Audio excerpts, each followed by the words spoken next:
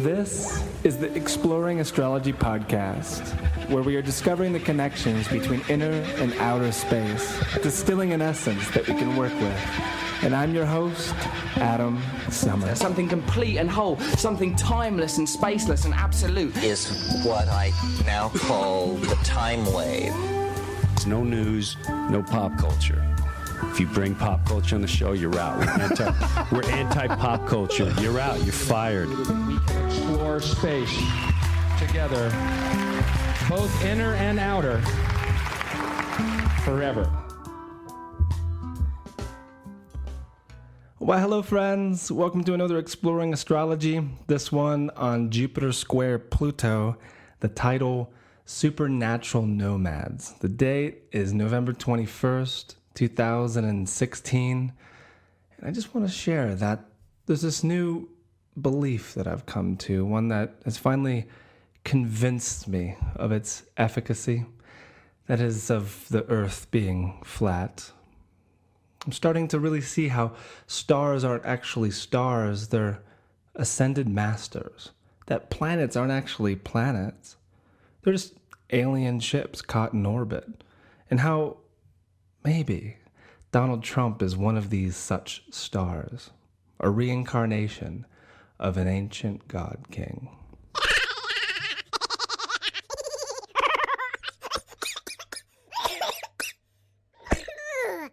Oi, oi, oi, oi, oi.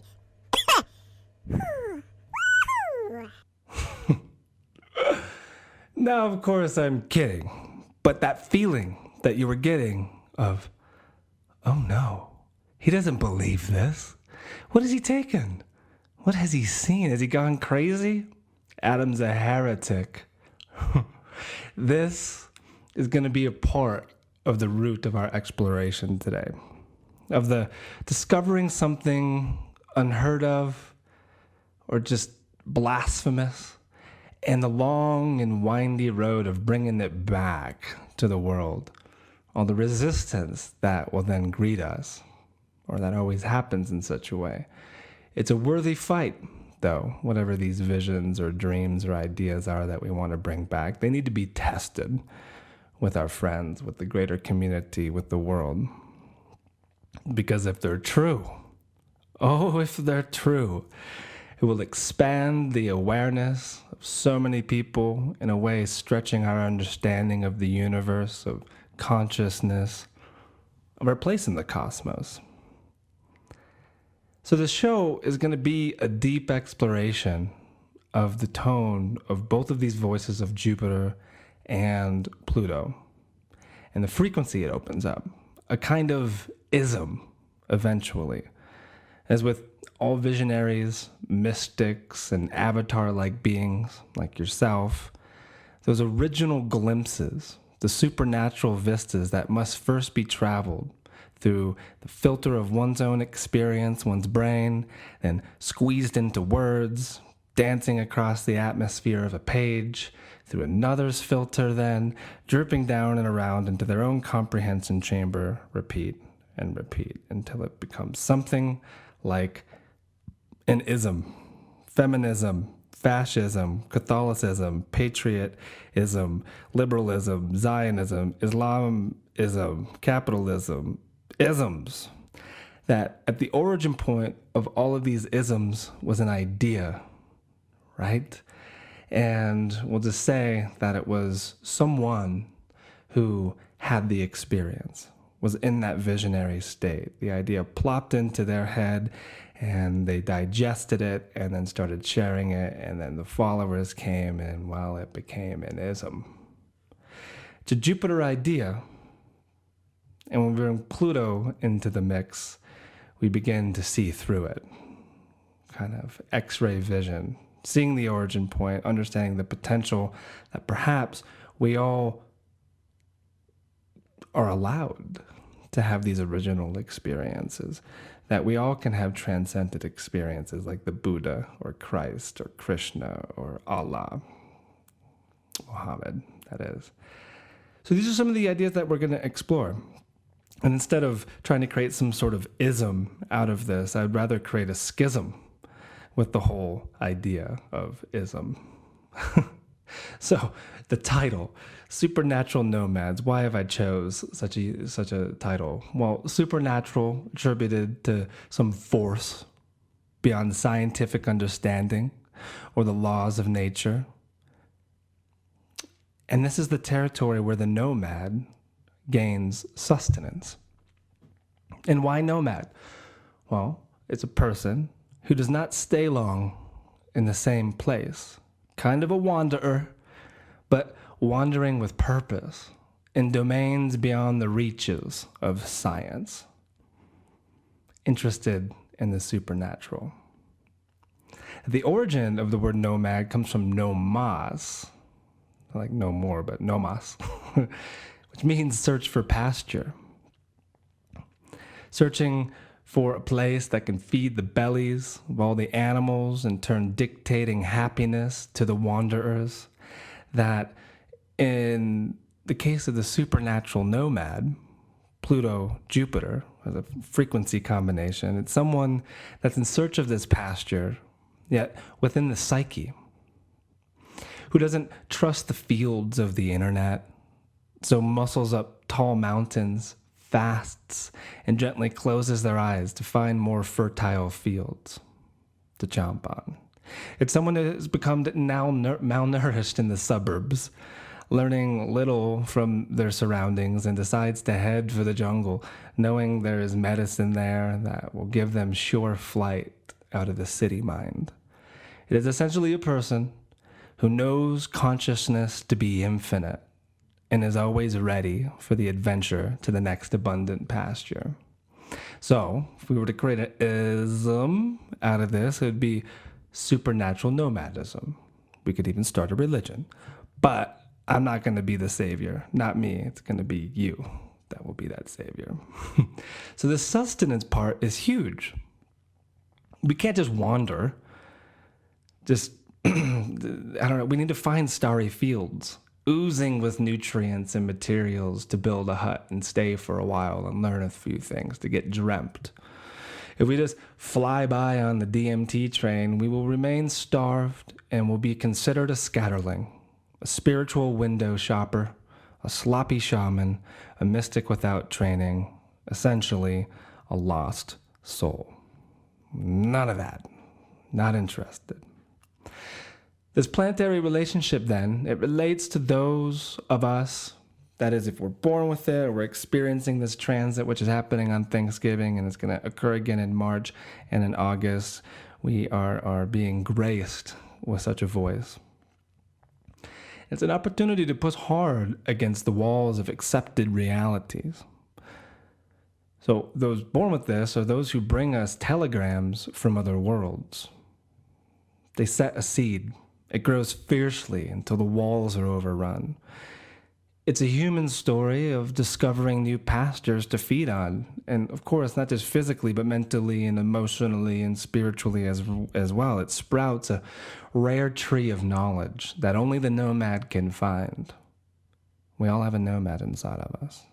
It's good practice, then, to set him or her loose outside the confines of the agreed-upon boundaries of this reality, and to hopefully return with a suitcase full of sparks and a story or two to share around the fire.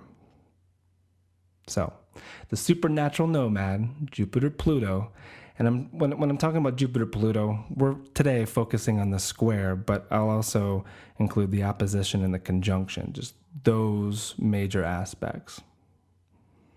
All contacts or transits, relationships between the two of them is a part of this voice, but for simplicity's sake, conjunction, square, opposition is what I'm talking about today. It's meant to blow our minds, for us to come to the saying of how on earth, to be a game changer. So I have many examples of such folks in this show. That's those born with very strong Jupiter, Pluto contacts.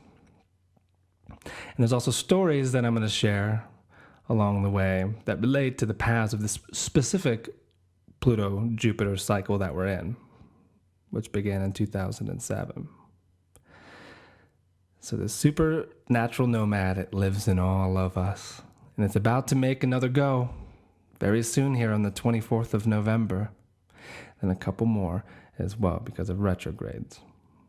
And it is my hope that you will get inspired to discover these new pastures on your own, to not be afraid of the transit, but to embrace it by candlelight, full lotus, allowing the inner fire to light your torch that will guide your own way to discovery, transcendence, and something that you get excited and wild-eyed about because you want to share it with all of us.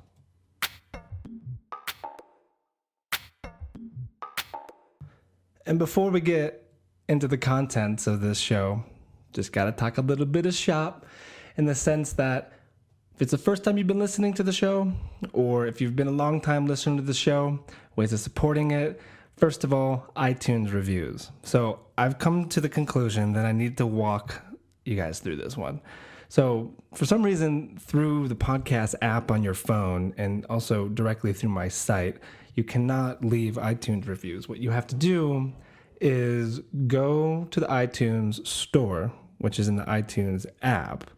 It's an option when you're in the podcast. It says go to store. Like when you go to the store and when you directly do it through, like if you have my podcast up, or even if you don't, you can search for it once you're in the podcast store, Exploring Astrology. Once you're there, you can leave stars and a review. This is an incredible way of supporting the show, and I thank you ahead of time for doing it. And so again, you just do it through the iTunes app. And the other way, which is the main way of supporting this podcast, but also my writing, the classes that I do, is through Patreon.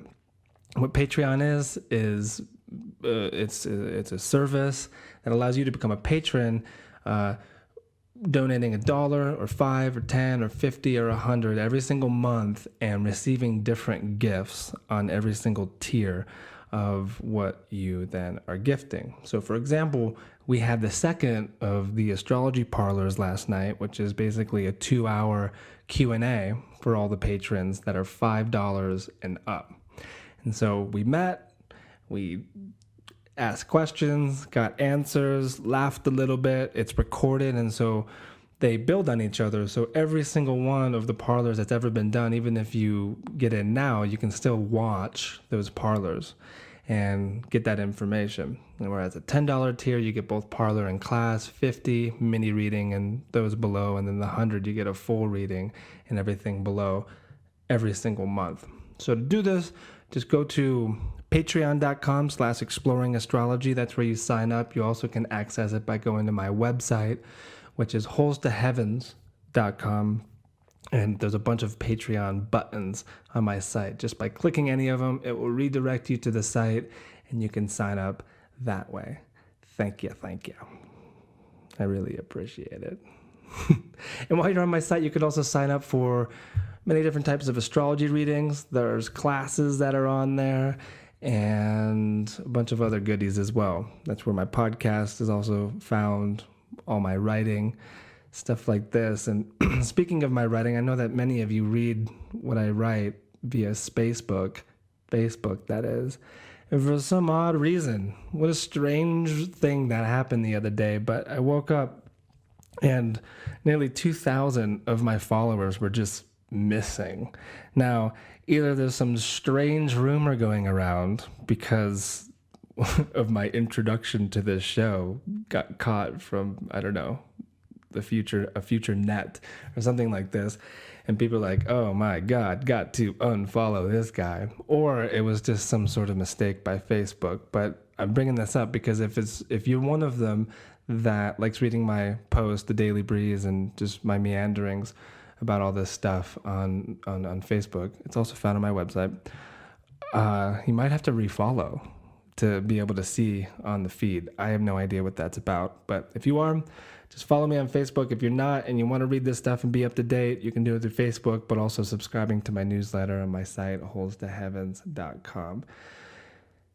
Being that Thanksgiving is just around the corner and also Christmas, the holidays are upon us, I want to offer a 25% discount for all of my readings and classes. And so all you have to do is use promo code COSMO, that's KOSMO, in the store to get 25% off any of my classes or readings.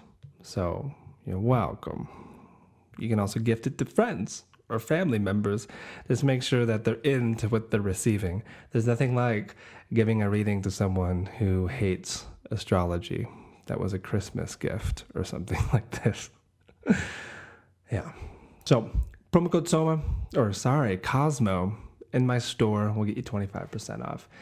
And just a little bit of news as well. I've been enjoying all these stories that I've been getting. That's kind of like feeding from the pastures of this podcast. Like one of them just put a big smile on my face because I remember being in kind of a mountain retreat myself and gorging myself on A-Dubs. It's Alan Watts' audio or his podcast. And this woman who's been on a Swiss mountain retreat has been gorging herself on A-Dubs and this podcast, which to ever imagine the two of them as a combination for someone's learning, it never was in my mind's eye. But the fact that it's like that in some Swiss mountain retreat in a cabin just makes me feel so good. I love it. And those bedtime stories of listening to this and letting it run as you go to bed, and Paris and mail routes in the Netherlands and all the different ways that you guys listen to this show. I just love hearing the stories. And so if you have a story that you would like to share with me, how you like to listen to the show, what's the best way for you to just retain the information, all that kind of stuff, please share and email me or Facebook me, whatever. But I just love hearing these stories because it animates it. Here I am, talking to a microphone with no one around, casting my voice into the cosmos. And of course, there's many, many of you that are listening, but to hear those stories is what makes it real for me. And I love that. And a couple other bits of news that, again, the parlor is pre-recorded. So if you want to become a patron and access that, and if you're on the 10 or up level, we are having a sun class on Sunday, the 27th at 6 p.m. Mountain Time. We're going to learn all about interpreting the sun in the natal chart, how to find radiant contentment, working with solar return charts, but also the progressed sun. And you don't have to be a patron to be a part of the sun class. But if you are on the $10 tier or above, you automatically get admittance to the class. And then one final thing about news is that the apprenticeship, the next phase of it, is coming together. I'm finishing up with my current students at the moment. And if you want to be on the wait list for the apprenticeship of 2017, what it's going to look like is these little pods, subgroups, 3 to 5 people per class. And I'm definitely going to be really diligent in choosing the right groups through synastry, maybe having elemental specific ones. And yeah, it's going to be incredible. It's going to be 6 months to 12. That's how much it's going to take time-wise to work through all the material, but also correct all of the readings that you guys are going to be giving, and then certify you at the end of it. And so if you have a desire of going deeper with your learning with astrology, if you want to make Saturn happy and get a certification at the end of the apprenticeship, this is definitely a very intimate, fun, laid-back way of learning astrology. I've been doing it for about 7 years now, and this with small groups is the first time, so I'm really excited to see what happens. But you can email me, cosmonosis@gmail.com, or Facebook me if you're interested in this. And one last thing, I know this is the favorite part of your show, but bear with me. We're sponsored by Solar Fire, where tech meets sky in question. There are no limits to the fresh territories you can discover with this program, applying it to all your theories and wild ideas about how, when Jupiter squares Pluto, for example, on a person's ascendant, their eyes change color.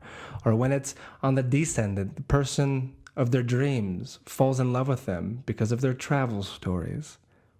Oh, whatever the idea or the theory you have, this program is an incredible way of testing it by running dynamic searches and chart searches. And there's so many different ways that you can find this information that I've never been able to find in any other astrology program. It's phenomenal.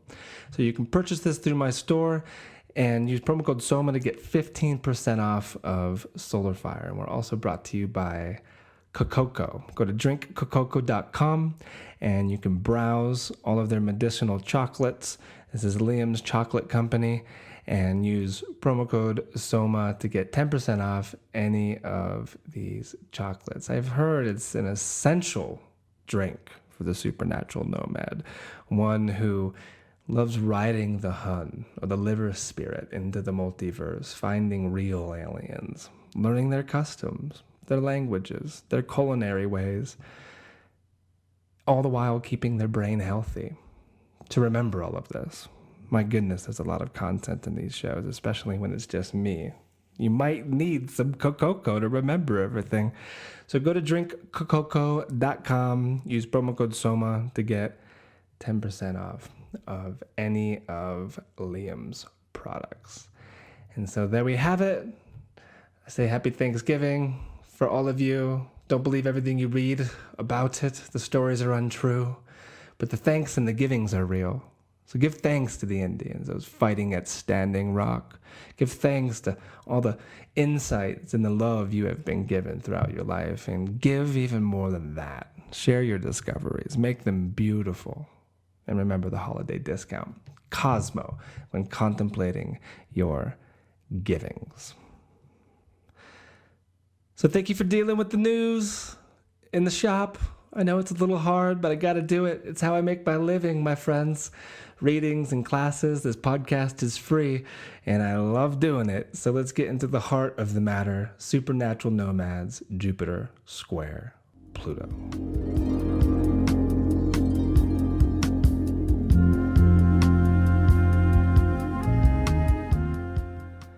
To begin our journey, let's begin then by understanding Pluto and Jupiter as isolated voices, starting with Pluto, the supernatural medicine in our equation. The idea that empowers and changes everything, makes us feel, how on earth? Pluto's been in Capricorn since 2008. It will be until 2023. It's currently at the midpoint of Capricorn, 15 degrees of the sign. And I like to think about Pluto as an underground Buddha, nomadically roaming the streets, showing rot to the buildings, fires in the eyes of the pedestrians, exposing the church, the government, the media, with floods of insight sweeping the collective imagination. It's what is destroying our trust around all of this. Our bullshit meters have been retuned, and he churns a hunger of more truth in all of us. Pluto as a Buddha. I think that Pluto helps to harness the power of a supernatural beast that's within all of us. Sometimes it shows up as a hungry ghost. Sometimes it shows up as a power animal beyond comprehension.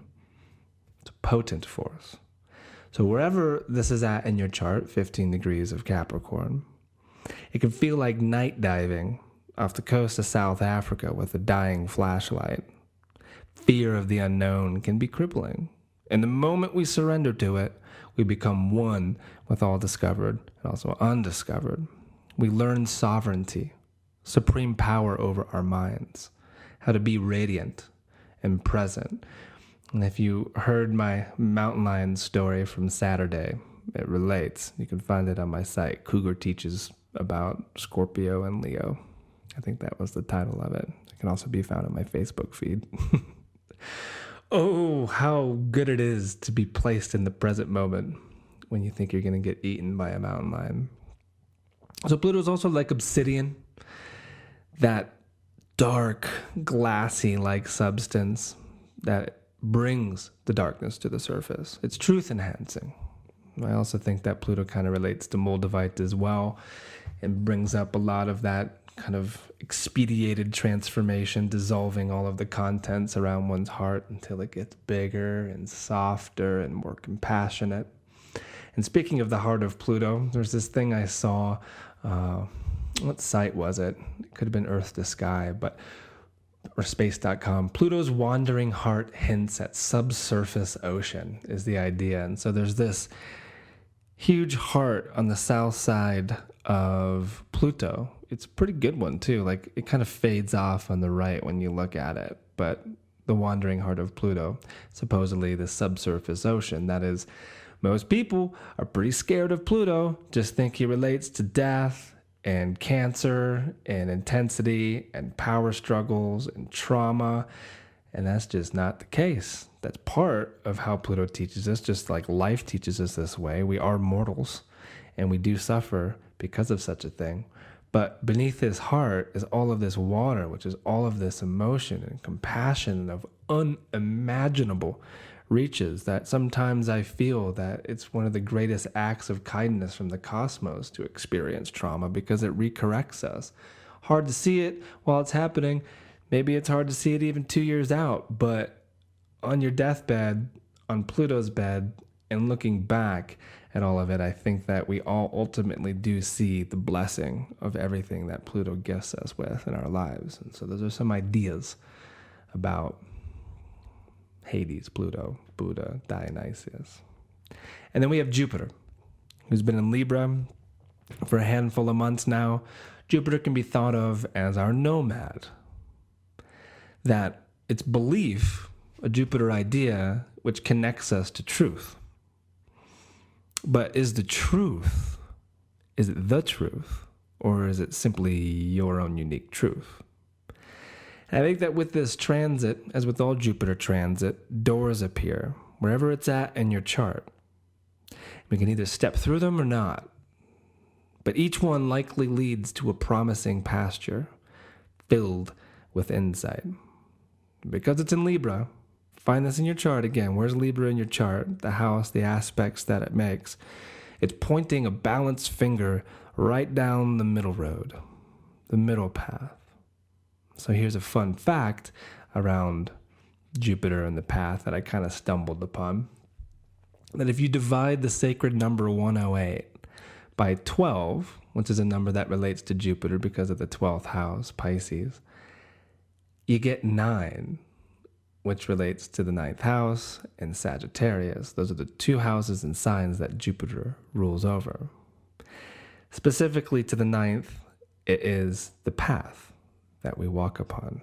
All of our convictions about reality, what we believe to be true, is a 9th house idea, whereas the 12th is direct experience, and it's probably more akin to the heart of this whole matter, these pastures I'm going to keep referring to, where the supernatural exists, where the nomad is after. Like, it starts out in the 9th house on some sort of a path, but then ends up in the 12th in some sort of a transcendent humming.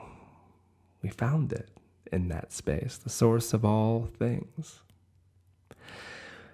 As is the case, though, with a lot of our beliefs and our convictions and the paths we're on, we might need a comet to hit it, to help redirect us a little bit, because we might be on the wrong road that's stealing our happiness, stealing our direct connection with the divine, giving too much power to teacher or guru or other or ancient ways of being, and that we need to modernize it. We need to make it present. We need to figure out how to establish a relationship to the true main vein of truth.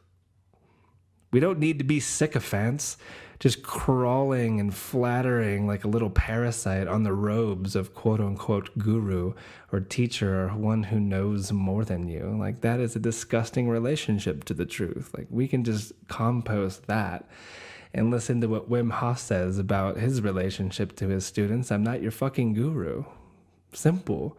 And, you know, someone who's Jupiter incarnate as well, Tony Robbins, his Netflix documentary, I Am Not Your Guru. This is a very important idea that you are guru, and does, like, it's not that I don't believe in guru in the truest of senses of being able to be in the presence of a awakened person, and how it then, like two tuning forks, awakens that in you just by being in the presence of it. You feel that when you're around inspiring people, but it's that relationship of looking up with googly eyes and feeling inferior and different, that the guru is almost not even human, but something beyond that. Is a very dangerous relationship when we're talking about Jupiter and Pluto. It can get dark. So, speaking of like comets in the sense of Jupiter, true guru, savior, in India, Jupiter is also synonymous to the idea of guru. It can be seen as our great protector in this solar system, that so many comets and meteors are taken in by the gravity of Jupiter, and without him, we would not be here. If you remember Shoemaker Levy 9 back in 1994, when there was a bunch of shrapnel, space violence going into Jupiter, and that was something that was visible of exactly what I'm talking about. And then astrologically, that was right before a conjunction between Pluto and Jupiter on the North Node in Scorpio. So that, in a way, relates too. I think that's curious. That comets and meteors and a lot of these things from the Kuiper Belt and the Oort cloud and beyond are in the territory of Pluto. And I often like to think that Pluto is kind of the ruler of the outer realms, that he, in some sense, ushers in souls and otherworldly information. That if then Jupiter is our protector, our Father who art in heaven, this gravitational destroyer of comets coming in from the outer reaches of the solar system, that he might be soaking up these secret truths, saving our asses, but also absorbing the wisdom, hopefully parting these gifts of the arrivals when we really tune in to Jupiter. You can see Jupiter in the sky, unlike Uranus, Neptune, Pluto. We can also close our eyes and deeply engage with the cosmonosis relationship to Jupiter. Witnessing these truths, having a dynamic with Guru within.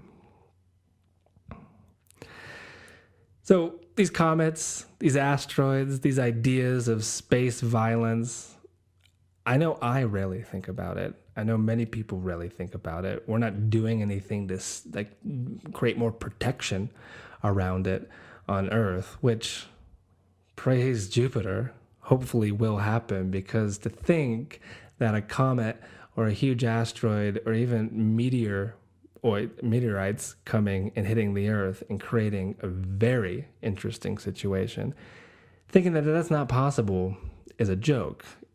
It's just a matter of time. And so I want to just share this snippet with you, a little comet talk with Graham Hancock and Randall Carlson. They were a recent guest on Joe Rogan's show. I highly recommend listening to that podcast. There's a lot of great information, not just about comets and whatnot, but our history, where we come from, and many other wonderful topics in that 3-hour conversation.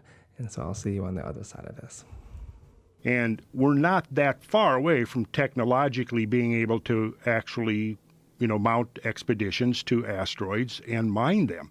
And that's the solution I kind of prefer, because, again, these things are tremendous sources of all kinds of things that would be usable to an expanding civilization. And we could feasibly, within a decade or two, be mining asteroids. And again, the ones that are the easiest to access are also going to be the ones that are more dangerous, because they're the ones that are coming the closest to the Earth. So, and another point here is that there is one specific danger. There's one specific, if you like, region of the sky that really needs to be looked at. And this is the region of the sky. This is why I wrote Magicians of the Gods, because of this discovery that there's a thing called the Taurid meteor stream, which is 30 million kilometers wide and which envelops the solar system. And the Earth on its orbit around the sun passes through the Taurid meteor stream twice a year. Turns out the Taurid meteor stream is the debris of a giant comet that came into the inner solar system about 20,000 years ago.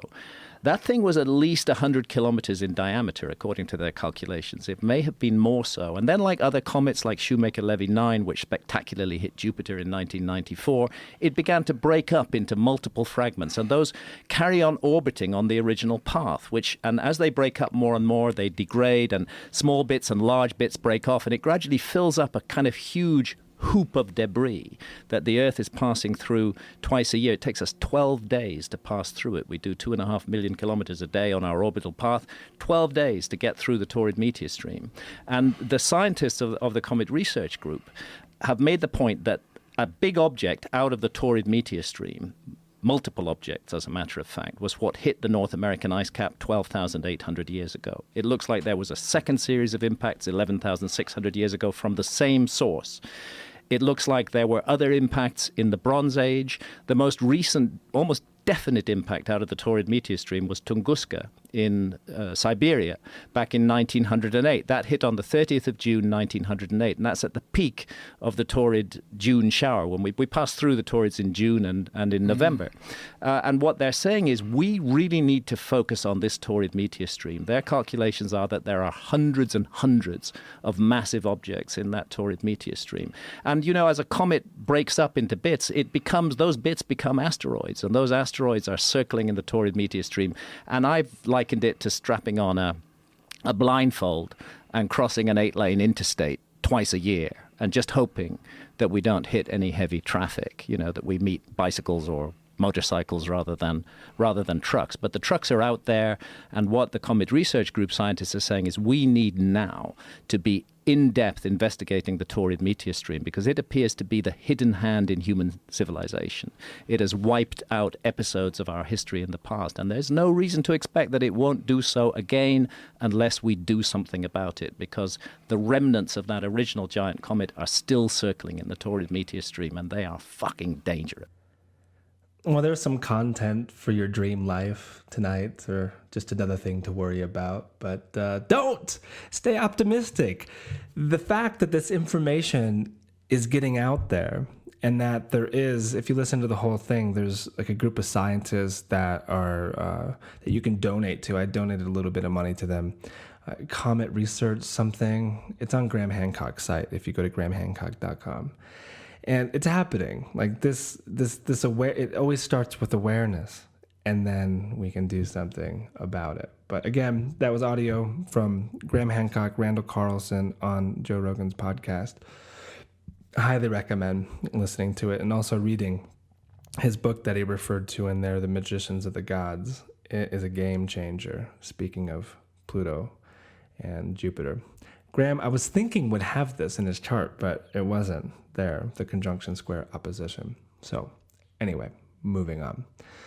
Let's talk about the nature of this cycle. So the dynamic between Pluto and Jupiter, from conjunction to conjunction, it's every 12 and a half years. And it tends to summon giant energy. And what I mean by giant energy is not just big energy, but the idea of giant energy. And here I'm going to reference from the first book of the show, which comes from what I'm reading at the moment. That's usually the way it goes in this podcast, as you guys have noticed. When I'm inspired reading something, it's always going to show up in this podcast. But this is Scatterlings from Martin Shaw, and he talks about giants here. Giant energy is a brutal force when not aligned to a great cause. Giant energy is what pours through a community when they tie a woman to a stake and light the kindling. Giant energy has no eye for nuance or the diligently coaxed herb garden, the subtle array of grays and blues in a painting by Cézanne. It towers too high off the ground to catch the scent of the wild lilies. Its irritable eye struggles to make out distinctions on the small canvas.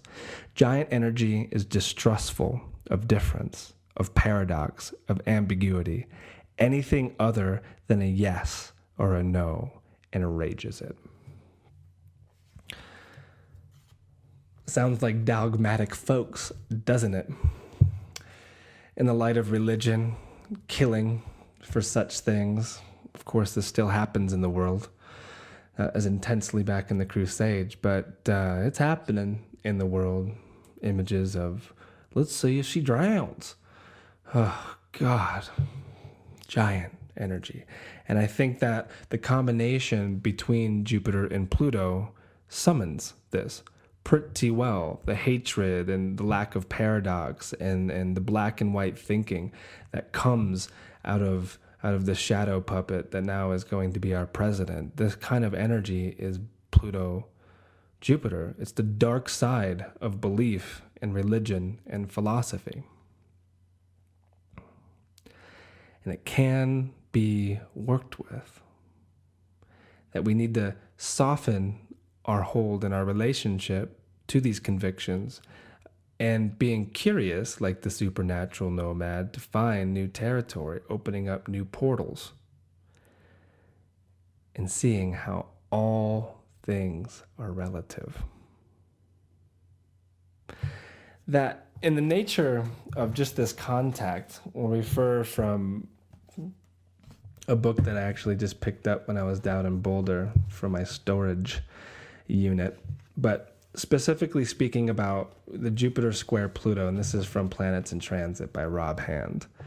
And he writes, stand up for what you believe is right, but first make sure that you are right.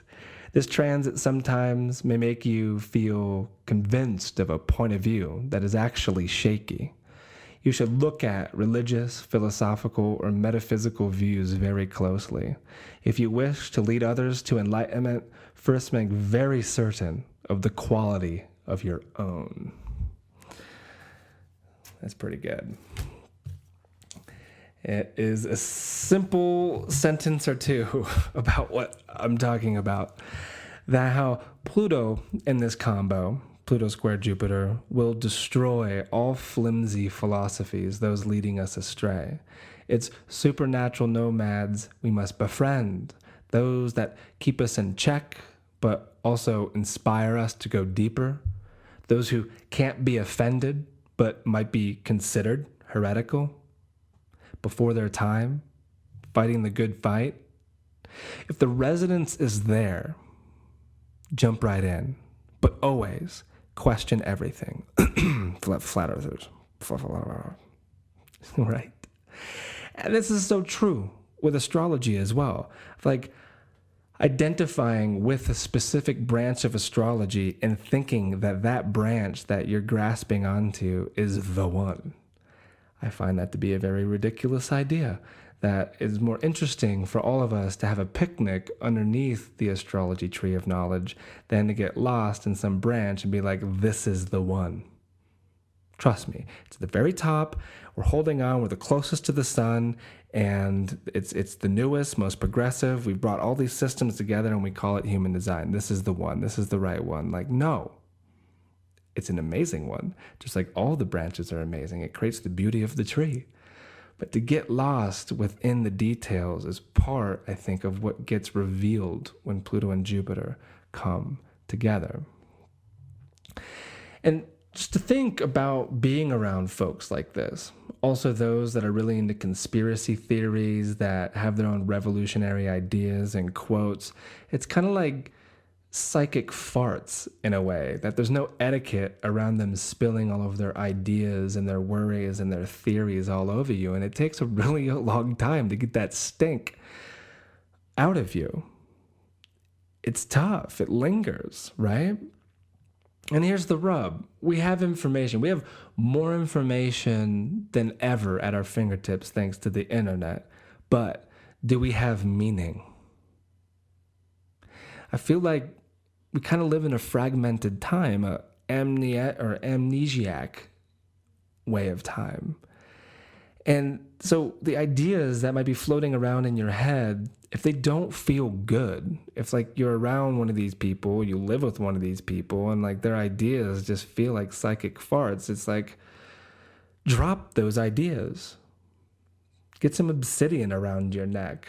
Move out. Do something. and find what is true for you and discover that meaning.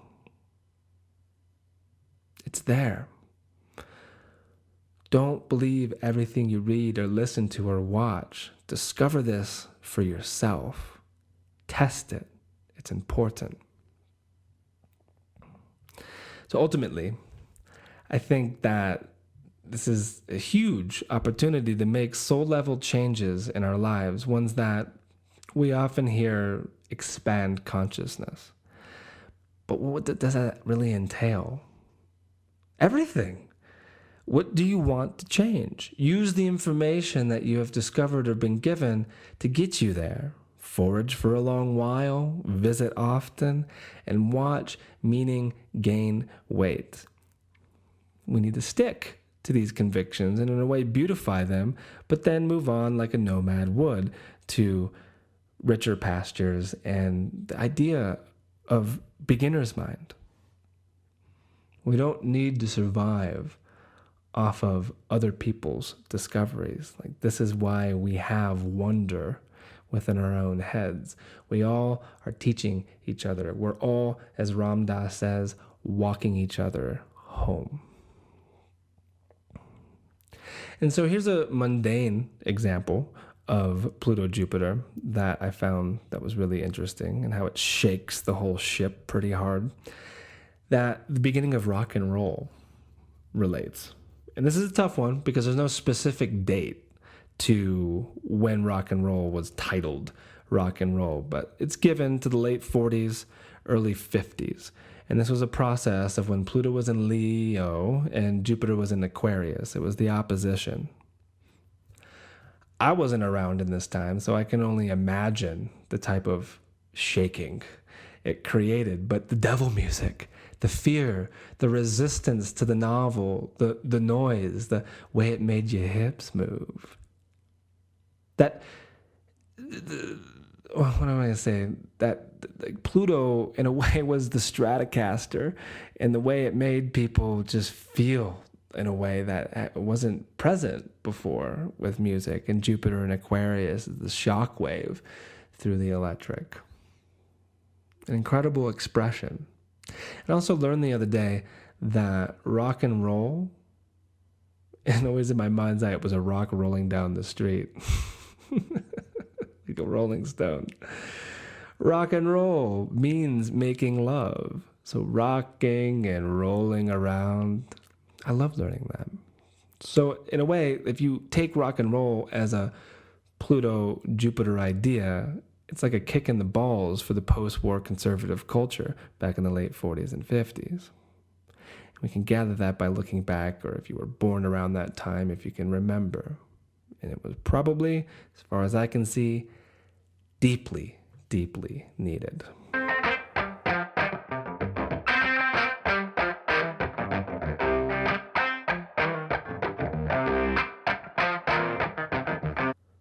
So going deeper into the nature of the cycle, let's look at some dates.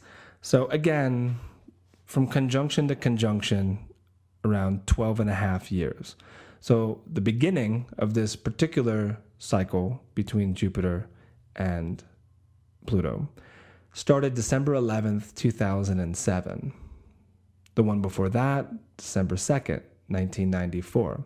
But what we're going to do today is focus mainly on this one. So on December 11th of 2007, Pluto and Jupiter were conjunct at 28 degrees of Sagittarius, which is just a degree away from the galactic center, which I liked discovering this. A place that is incredibly visionary, supernatural, relates to the occult, is so mysterious, esoteric, exoteric, plant knowledge is all growing in there, vines crawling across the nations. It's energetic, it's where our hands begin to light up.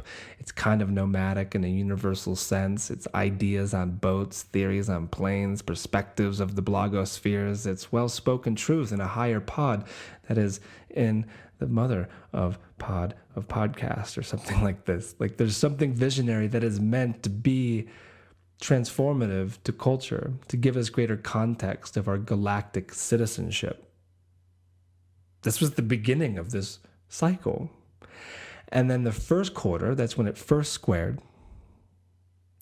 was in 2010, July and August, and then February of 2011. Those were the 3 squares. That's when Pluto was in Capricorn, 3 degrees, and then Jupiter was in early Aries, squaring it. The first quarter square, the crisis in manifestation. And we're going to go deeper into this, but I just want to list this out first. Then the opposition was in 2013, August, and then January and April of 2014, the 2 other contacts of Pluto opposing Jupiter. That was a part of that grand cardinal cross, if you remember. So that was 13 Cancer for Jupiter, and then Pluto was at 13 Capricorn. And now, here we are in the final quarter square, and it's going to occur first on Thanksgiving, November 24th, and then October 30th of 2017, and then August 4th of 2017. Those are the final squares. So this is kind of a theme of a lot of 2017. We're moving into this territory. And then it ends in 2020. So the road to 2020, right? Now, there's a lot of ways in which I could do this. I could have been very strictly mundane and just looking at the manifestations in a big world sense, but I find that kind of useful. I think ultimately the way I like to teach, and definitely the way I like to learn, is through personal antidotes. And so I'm going to offer just a little bit from my experience of the conjunction, the square, the opposition, and what's coming up now as a way of inspiring you to ask those questions for yourself. So for example, we begin again on December 11th, 2007, when Pluto and Jupiter were together at 28 degrees of Sagittarius, pretty much right on the galactic center. We'll entitle this Supernatural Inspiration. Interestingly, last night there was a last-minute correlation that I made with this because my friends that were staying with me, they were watching a Tony Robbins talk, and she was asking if I knew Tony's chart. I'm like, no, but I can guarantee Jupiter is probably the most prominent planet of telling the story of his chart. She's like, interesting, let's pull it up. And then bam, I was right. And the reason why I was right is because Tony Robbins is a Pisces, but also has a Pisces South node, meaning Jupiter rules it in Sagittarius. At what degree? 28 Sagittarius, I believe, if my memory is serving me, squaring the nodes of the moon. And this is curious because right when I looked at it, I don't know anything about Tony Robbins' story, but I was like, that's a problem. Like when a planet squares the nodes, it's like a perennial lesson that shows up, and it's a learning curve of getting to the bottom of this. And she's like, wow, that's so interesting, because he often talks about this story of when he was a kid, he had this, it was either cancer or tumor or something like that on his pituitary gland, which actually Jupiter rules over, it regulates growth in the body, that made him turn into a giant. He's 6 foot however much, his voice, his energy, that inspiring capacity of being a public speaker that really has that kind of an effect is pure Jupiter in Sagittarius. Can't come up with a better example of that. But through Tony Robbins. Again, I am not your guru. Another Jupiter idea. So I like that correlation if you wanted to study his chart in relation to this cycle, but let's keep it specific to us. At the beginning, the supernatural inspiration in December of 2007. And for me, it was on my South Node and my Neptune down in the 4th house. And when I look back at that time in my life, it was this rise in confidence around everything that I was learning and experiencing in a spiritual context. That after slowly getting lowered to the bottom of this well that Pluto helped me find, because I was living on my Pluto line out in Portland, I found myself all the way back in my home state at acupuncture school, which is in Florida, and love flying up fast and out of this well. But what is the supernatural inspiration was really where my mind was at. that I often look back to this time as seeing it as the height of my spiritual growth, that I had met my Qigong teacher and I was practicing day and night. Like when you practice Qigong like that, you kind of feel like a god, like Jupiter. I was in acupuncture school, so just being steeped in so many people trying to be better, get better, understand the body in a spiritual context, because it was a 5-element school, a lot of Pluto kind of magic in that, very shamanistic in their approach. I was meditating a lot. I was experimenting with plants. That's around the time that I went to the Amazon and drank the jungle juice. My mind was just wrapped around Dale Pendle and his Pharmaco trilogy. I was reading a lot of this incredible 5-element acupuncturist, Lonnie Jarrett, who, if he was an astrologer, he'd probably be my favorite astrologer. And then, drum roll, that is also when I first picked up Rick Tarnas's Cosmos and Psyche. Like, I remember very specifically in December of 2007, like that Christmas break, I was about halfway through it. I was lost in this book. I loved it. And so I like to think back as that time, the supernatural inspiration, as the true beginning of astrology for me. That all these people, all these experiences, all these things that I was doing were well-versed bombs on the doors of locker rooms in my psyche. And when they exploded, these pastures in the imagination were there for me to peruse and check out. There was so much that opened up around that time, and just trees of knowledge within those pastures to feed off of. And one also thing that, like, right after that, in the spring of 2008, was when I started giving readings, when I started working with people one-on-one, and not even a year after this conjunction is when the podcast began. So it's curious to, like, understand the plasticity of time, that you can look at any planetary cycle and ask questions around those time periods and see, like, how their voices influence that time frame in your own evolution. And with Pluto and Jupiter, I look back to this, I'm like, oh my God, like, in a way, being that it was on the galactic center on my south node, it was the beginning of my relationship to what you know me as, this crazy podcast astrology guy. So find it in your chart and ask yourselves similar questions. And then we move to the square, which 90-degree aspect. Pluto was in Capricorn. Jupiter was in early Aries. It was in July. And then I think there was this early fall one. And then February of 2011 was the last square between the two of them. We can call this one Supernatural Gone Nomadic, in search of a friend. That this square I like to think of as a crisis in manifestation, stumbles away from the original inspiration. It was during these times that I was living in Hawaii, and it was very idealistic, but it also felt very far away from that original truth back in 2007. It plopped me back in Florida into a subchapter of my life that I call the Viper Pit. I kind of look back to that time and I felt like a helpless doll in another person's adventure. Too much of other people's stuff and problems and just that journey, that dream. There's overlap with this, just as an aside, with the Saturn-Neptune cycle. If you listen back to that show I did, I think it was in January. It was called Structures of Epiphany. You can find it on iTunes. But there was, some overlap between the two of these cycles around that time.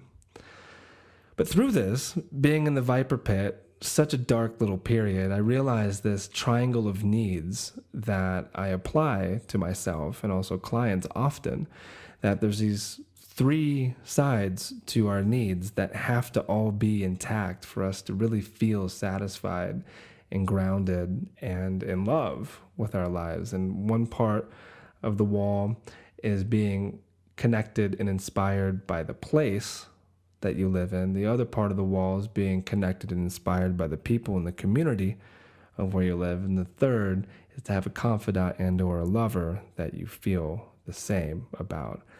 Unfortunately, most of us live with only 2 or even less sides of this triangle intact. That We move somewhere for a lover and we don't like the place and we don't like the people. Or we move to a place because we love the place, but we don't connect to the people, etc. Like there's just these weird ways that works. And so I made this crazy decision at this period of my life because I felt like a crisis in manifestation that I had to go. I had to leave this relationship that was 3, almost 4 years or something like that. And it's always strange, you know how it is, like when you have to leave something like that where your world changes, your life is squared, there's like some excitement because it's a time for travel and adventure and all this, but like a yearning for an unexpected friend or a community or something like this. And it was during this period that I had this insane obsession, a Pluto word, with this album that had just been released by Xavier Rudd called Kunyum's Son. It's kind of a breakup album in a way. But I was listening to it every day like a mantra, and it was getting me through this period in such an incredible way. I'd never, ever been obsessed with an album like that before. And it went on throughout really this entire period of the square. And then when I made the big leap, when I left, when I moved back to Boulder, and I secured my spot in a new community in a way with new friends and this living on top of a mountain, like not even a couple months after the last of these squares, the man himself comes to stay with us for a handful of days. And I get to hang out with him and I get to share these stories with him and I get to realize, oh my God, similar stories. I got to look at his chart. I got to realize that there's all these connections between Gemini and Mercury and whatnot in our charts. And through that, I felt recharged. Like the idea of our thoughts creating realities and where we're placing our heart and our energy. It's the supernatural remembered. And so anything is really possible. And so if you feel like you're in one of these places at the moment, because, well, they are squaring each other again, to remember that anything is possible. Allow yourself to obsess on some art or something that makes you feel better, and then just ride with it. This too shall pass. And actually, one thing I want to place into this is I remember very specifically that Jupiter had just moved into, I think it was Taurus, and the moon was with it the day that he arrived. It was like this very magical thing where it was like visible in the sky, and it was Jupiter in Taurus, and it was just such a bizarre happening of, wow, life, high five, life. And also he is one of our examples of Pluto square Jupiter people. I'll get to that in a bit, though. All right, then the opposition.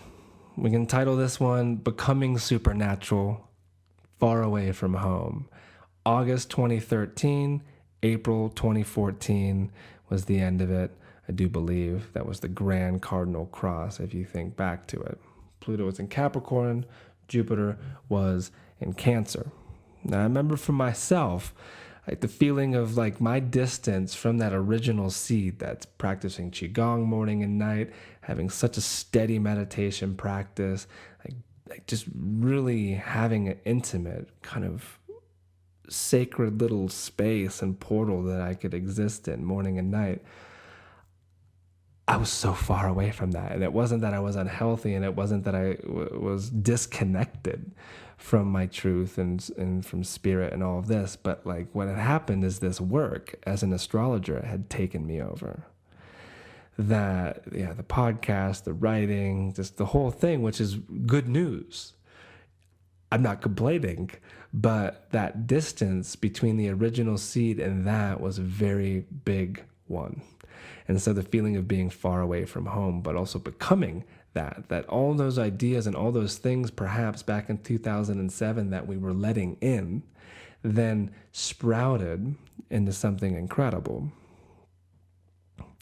And then you can notice when you find this in your chart, Jupiter in Cancer, Pluto in Capricorn, back in 2013, 2014, that more influences were able to come in to, in a way, refine what it is that we had become and what we were doing. And when I think about it like that, how to refine fruition, how to refine like the pinnacle of a journey, It's to discover someone like Martin Shaw or Martine Prechtel, those who write in a way that I had never seen before. And I was already writing. I'd already kind of found a voice, but like by discovering them and their relationship to the sacred and to prayer and to language and to myth and to all of this stuff just really helped in that stretching of Pluto and Jupiter, that they helped kind of give the super nomad in me a little bit of a push, but also getting more inspired around podcasting by starting to listen to Radio Lab and the Duncan Trussell Family Hour and Marin and Rogan, like listening to these really good podcasts that I'd already had a podcast, but helping to refine and re-inspire basically is what I'm getting at in novel ways outside of what you were already doing. Because what happens after the opposition, just like what happens after a full moon, is an integration period that is just as long as the manifestation period. And so the idea of an opposition in this way is you, in a way, have then become what it is that you desired, that kind of you become a fertile field for people, depending on what your relationship is to the collective, but definitely your friends and those around you, that something has come from the seed to its fullness. It can't grow any more, so it's time for integration. Find it in your chart and ask yourself similar questions. And that brings us to the present moment, the square now. The waning square, the crisis and integration. We can call this one Supernatural Diaries. I'm coming home. So trying to find themes first that are stitched within all of these periods.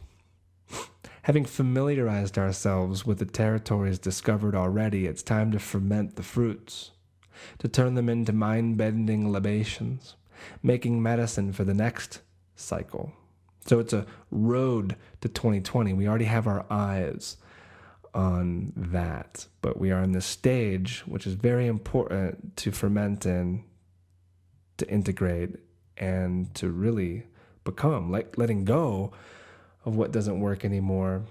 People, places, relationships to our work and our practices, and just simplifying and strengthening through that.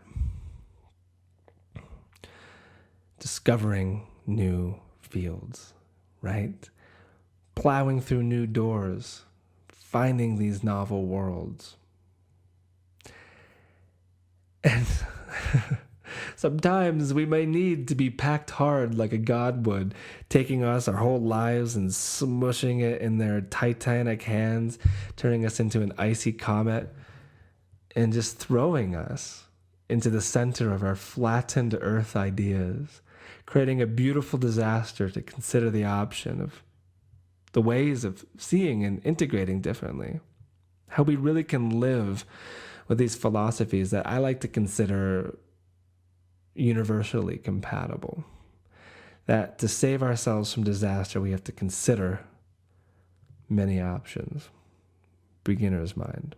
So fun fact, the word disaster comes from disastro, an Italian word from the 16th century, which means ill-starred.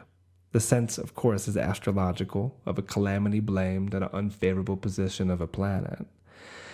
And the word consider means to look at closely or observe, right, but perhaps literally to observe the stars from lots of consideration, hopefully warding off disaster. Now, real quick, I just want to note, some of you are like, why isn't he talking about Uranus? There's like a Jupiter-Uranus opposition that's happening in a month. Why isn't he talking about that? Well, because this show's on Pluto and Jupiter. It has nothing to do with Uranus. But I may do a show on them too. It would be the Jupiter-Uranus cycle. And so that's going to be on the 26th of December, just a day after Christmas.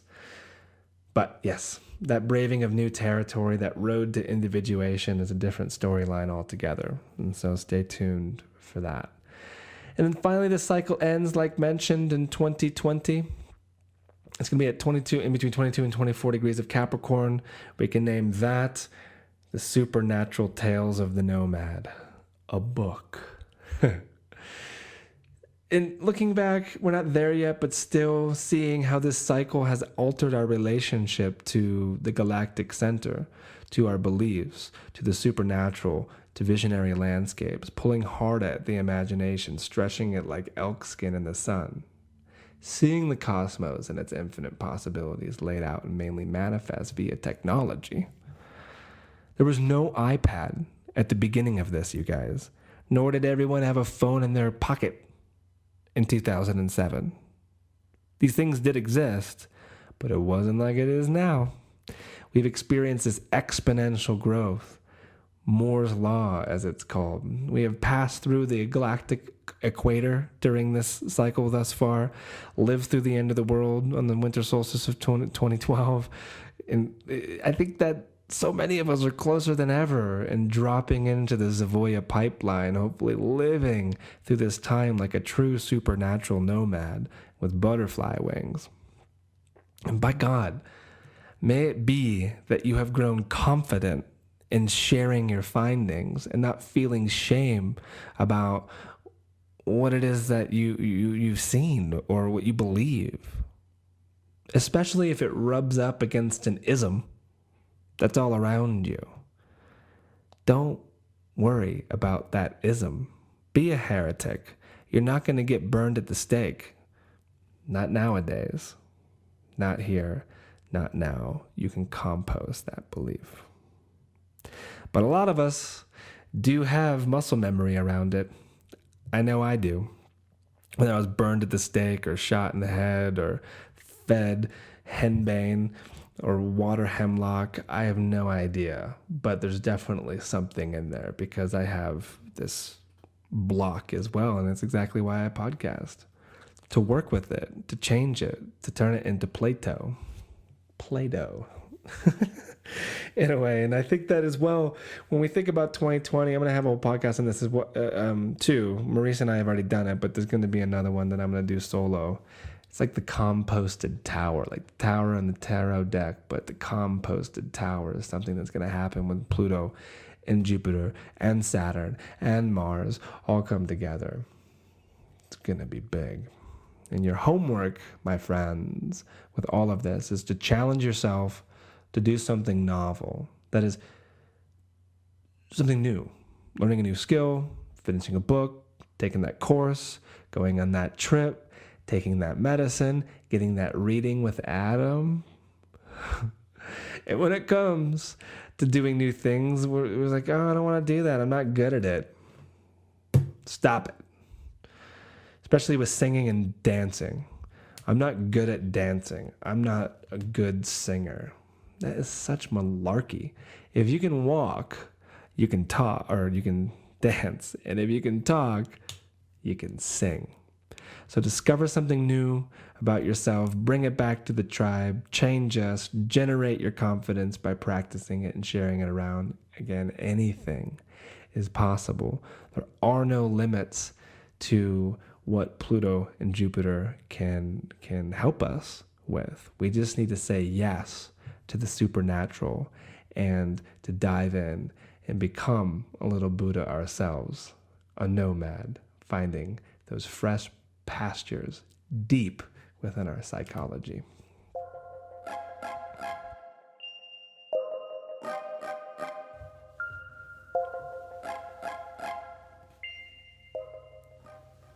All right, so now let's look at some people that are born with this.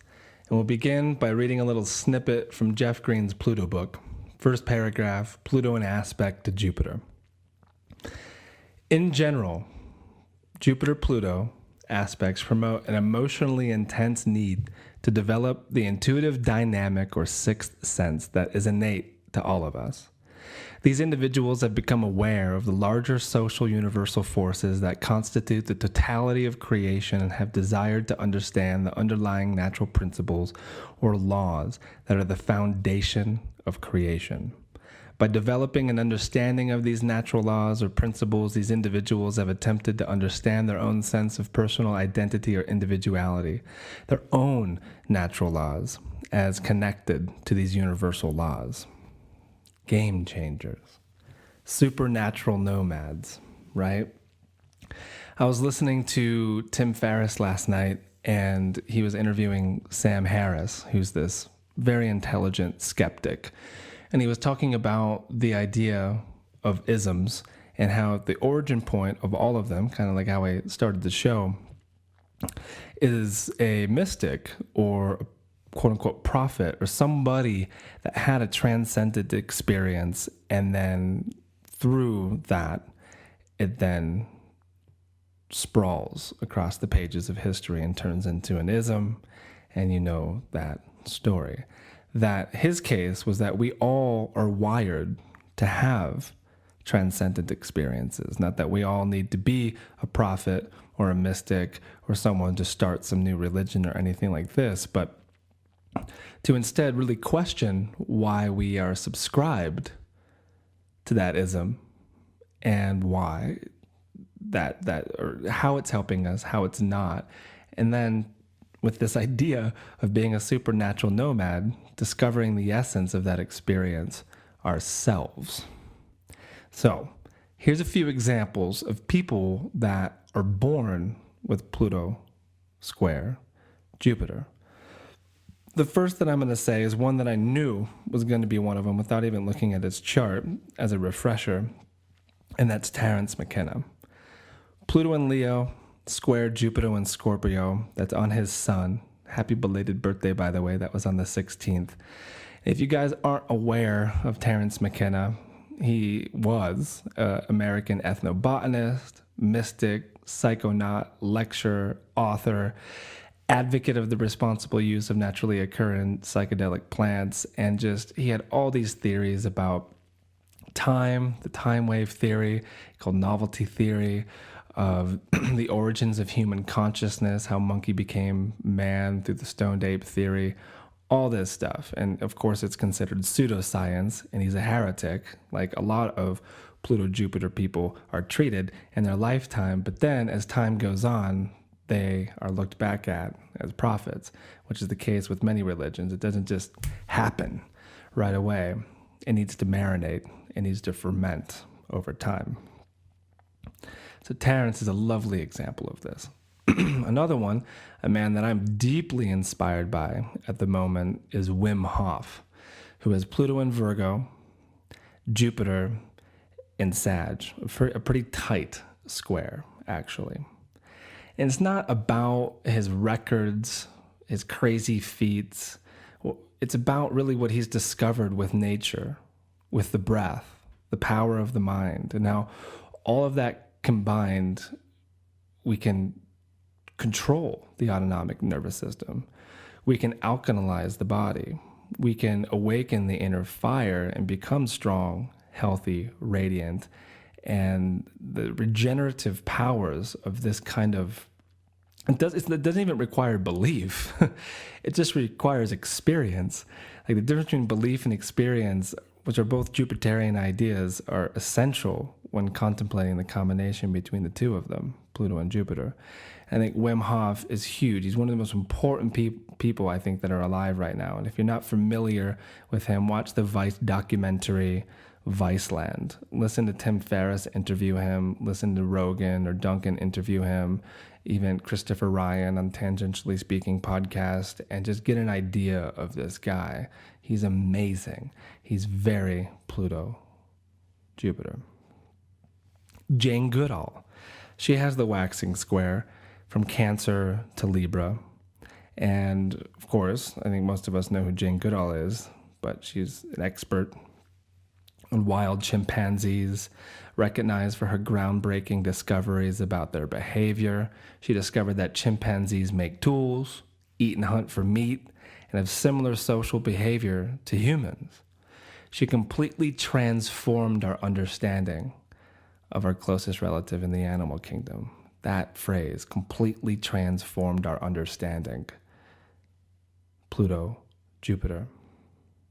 And now, here we are, and there's all these theories about how chimps are kind of like in the Stone Age of where we were back in our own Stone Age. There's these crazy videos, I don't know if you've seen them, where they're worshiping trees and placing rocks, throwing rocks at these trees and stuff like this. And so perhaps in a million years or so,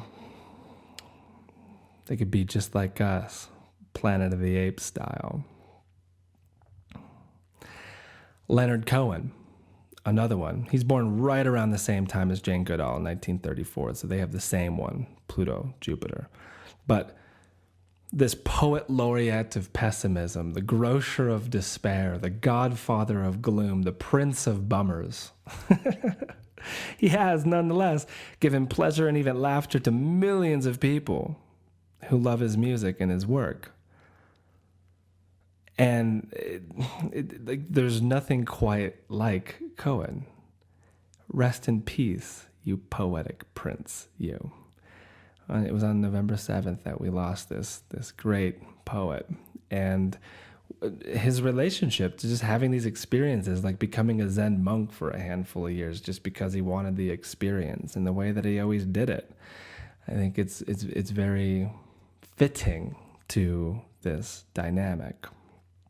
Amelia Earhart, Pluto in Gemini, Jupiter in Virgo, also with Mars, a waxing square. A woman who wasn't afraid to break down barriers. There's an idea, too, of Pluto, Jupiter, breaking down barriers. In 1928, she was the first woman to fly as a passenger across the Atlantic. Then, in 1932, she became the first woman, as we know, to pilot a plane across the ocean. There weren't many female pilots back then, and her action inspired other women to follow their dreams, inspired other people to do the same. Another idea that is very Jupiterian. So there's some runner-ups. I have a nice little list here of other folks that are born with this, like Einstein, his inspiration to scientists, Steven Spielberg for directors and the journeys that he has brought us on through cinema. Bruce Lee, inspiring those with, of course, their relationship to martial arts. Putin, in more of the darker sides of things, like having absolute power and whatnot. Xavier Rudd, like I mentioned before, I think that his music is this way in some of the phrases that I said, like how on earth, game changers. Like when you watch Xavier Rudd perform, especially when it's just him, and there's that whole drum kit, there's all the yadakis or didgeridoos in front of him, he's got the stomp box, he's got the things around his ankles, he's singing, playing guitar, like every limb of his body is moving. I feel how on earth, but also the way in which he weaves a deeper message into his music, that it's not just the art for the sake of art, but it also, what is piggybacking on the back of all of it is land rights, indigenous rights, and educating people about what's happening on the planet. Eminem, a game changer for hip hop. Weird Al Yankovic, I guess. Christopher Reeves, Superman, Pluto, Jupiter. Bridget Bardot, in the realm of beauty and other such things that maybe I know nothing about. Caroline Casey, in her unique voice in the realm of astrology, but also visionary activism. Maya Angelou, and her voice for civil rights and the stories of her culture. And those are some of the other examples. I think that in listing those charts, and also for yourself, you can run searches on SolarFire. You have different charts than I do, different friends and clients than I do, and coming up with your own examples, just running a search for Pluto square Jupiter and making these correlations and getting an idea that all these people may fall into this name of the supernatural nomad. That many of them are still here. Gosh, there's so many good people, yet many are gone, and many is the word for us, many of us trying to break down these barriers, to change the game, bring in the vision that we have into manifestation. So all these folks I just listed, what can they teach us? Perhaps how to flood over the walls, paying little attention to the rules, discovering what was said not to be possible, bringing it back, changing the world. Game changers, the good people. So many of us here, more than ever, I think. Yet, wanna know is where all the good people go. I've been changing channels, I don't see them on the TV shows.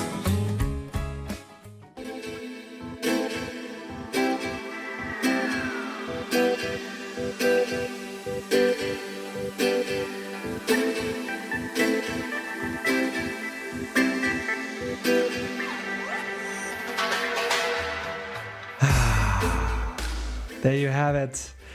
A little bit of a segue from Jack Johnson, Good People, the mellow beats in the background, Dirt Wire, Rush Cider, the name of the show. I really hope you learned something, that you enjoyed some of it, all of it, I don't know, that you have a new relationship to Pluto and Jupiter, especially their dynamic and the supernatural nomad idea. If you did enjoy the show, please leave a review on iTunes. All you have to do is go to the iTunes store in iTunes, find the podcast, and leave stars and a review in there.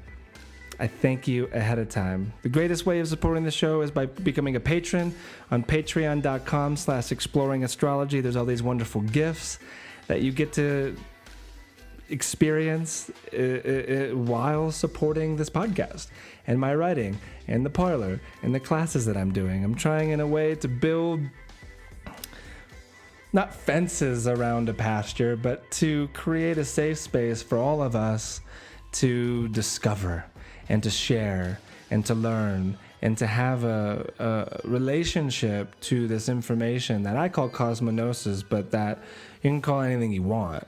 But it's real, it's tangible, it's alive, it's magical, it's spiritual, it's all of these things, and that's what I'm doing my best to do with all of my work. And so I hope that you enjoy it. You can go to patreon.com/exploringastrology to become a patron, and just go to holstoheavens.com.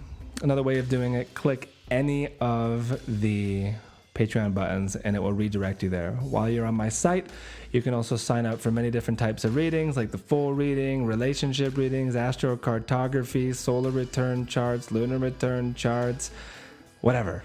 I love doing astrology readings. It's how I put food on the table and keep the rain off of my head.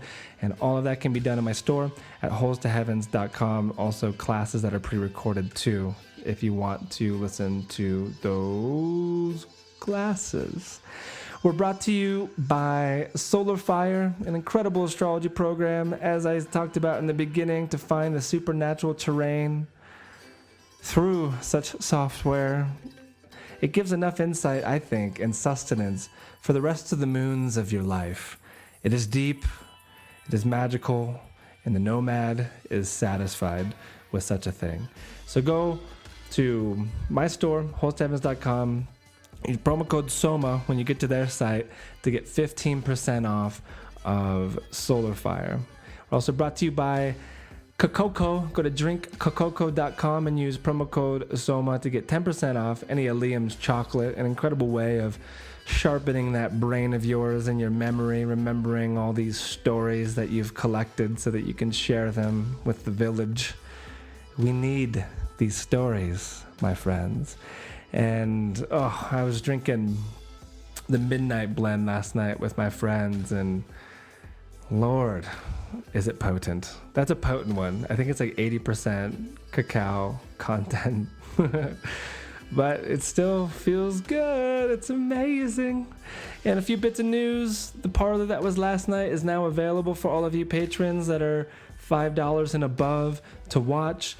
If you did not get the link, I sent it through the Patreon message so it's in there for you. It's a Google Drive link. Just click it and then you can watch both the first one if you miss it and the second one.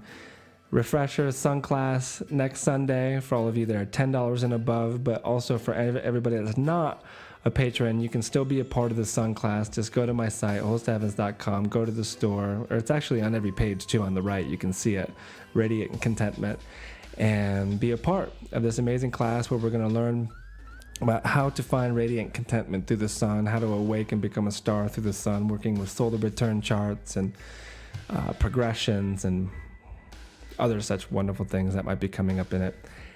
And then finally, the apprenticeship.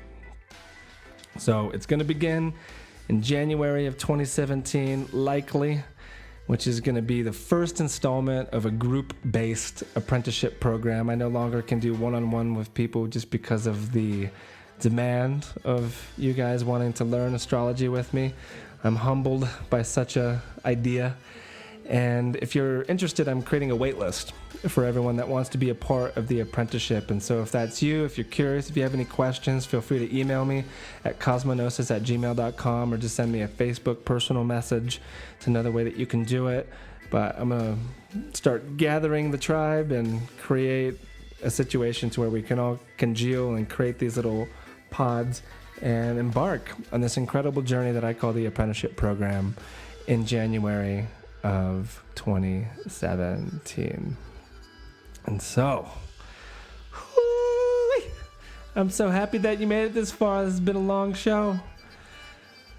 I really put a lot of love and elbow grease into this one. I needed to figure out a new way to say hooray around Pluto and Jupiter, and what a sneaky segue for this song by Spungle, a very Jupiter Pluto band. Simon Posford, the mastermind of such psychedelia. And yeah, this track, I think it's Are You Spungled? It's from that album, but it's featuring Terrence McKenna, one of our examples in the beginning, placing some words to how to have a divine moment of truth properly. Yeah, fascinating. And my point, if you're going to take anything away from the show, is this, my friends. Go beyond your comfort zone. Discover something new. Bring it back. And as Falcor says to Atreyu, never give up. And good luck will find you. Long days and pleasant nights, my friends. Be well, be kind. And I will be talking with you next with my good friend Ari Moshe Wolf. And we're going to explore Venus and Pluto as they come together in the evening sky. Ciao. Thank you again for listening to the podcast. Sorry I wasn't able to share the song. YouTube is a bit more strict than the podcast apps. So if you'd like to listen to the whole show, go over to Spotify, the podcast app, SoundCloud, or really wherever podcasts are found. This is Tree Theater. Ciao.